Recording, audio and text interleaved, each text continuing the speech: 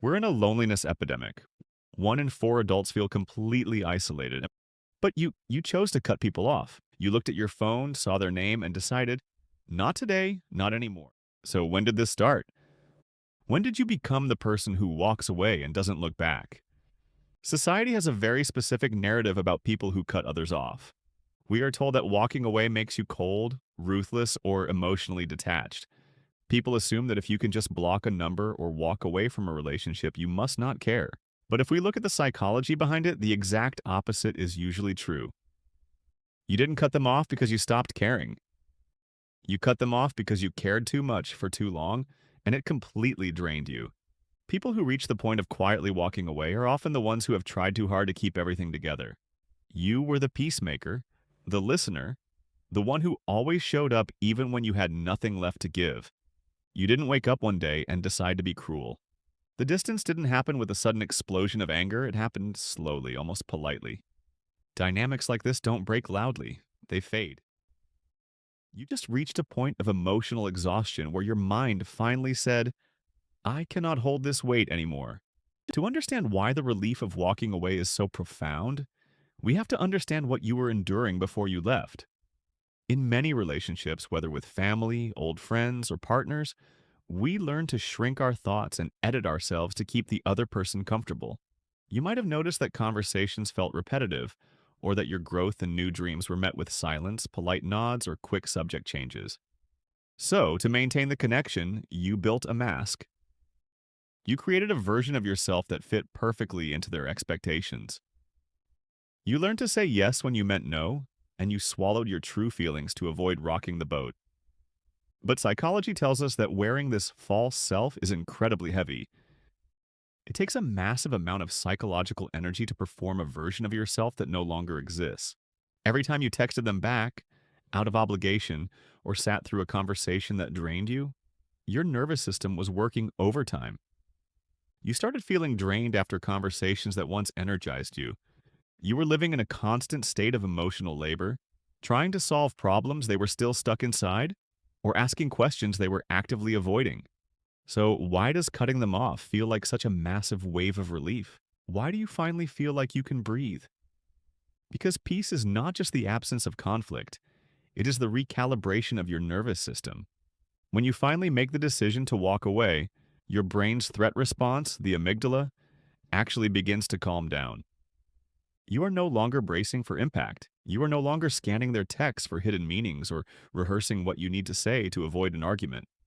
When you cut ties with a toxic or outgrown dynamic, you are ending what psychologists call ambiguous loss. You are stopping the endless, exhausting loop of waiting for them to understand you. You realize that closure doesn't always come from answers. Sometimes, closure comes simply from walking away. The relief you feel is the sudden return of your own energy. It is the realization that a door wasn't locked to punish you, but rather closed to protect you from the wrong room. You stopped trying to control the uncontrollable, and in doing so, you created space. And that space is where your peace begins. But if you're like most people, that initial wave of relief is quickly followed by something much heavier: guilt. You sit there and wonder, shouldn't I stay loyal? Shouldn't I try harder to keep things the same? You feel guilty because you remember where you came from, and you don't want to hurt anyone. Because humans are biologically wired for belonging, when your growth threatens a connection, your nervous system interprets it as a loss. But here is the absolute truth that you need to hear today. Outgrowing others is not an act of cruelty. It is a consequence of self-respect. You did not abandon them. You just stopped abandoning yourself. The guilt you feel isn't a sign that you did something wrong, but it is simply a sign that you are human, that you care deeply, and that you didn't discard this person casually. But caring about someone does not mean staying stuck in a dynamic that breaks you. Any peace that requires self-betrayal is not real peace. It is only postponement. The truth is, staying the same just to protect someone else's comfort eventually turns into resentment, and resentment slowly erodes love anyway. You are allowed to practice what psychologists call emotional differentiation, separating what you feel from what is actually true. You can miss someone, you can wish them well, and you can still know with absolute certainty that they are no longer meant for your path. Letting go does not mean you lose your compassion. It means you are learning to love from a distance that protects your peace. It is compassion without attachment. You are finally accepting that alignment matters far more than history. Because history alone cannot sustain a connection. Only a shared direction can. You don't owe stagnation to anyone. You owe honesty to yourself.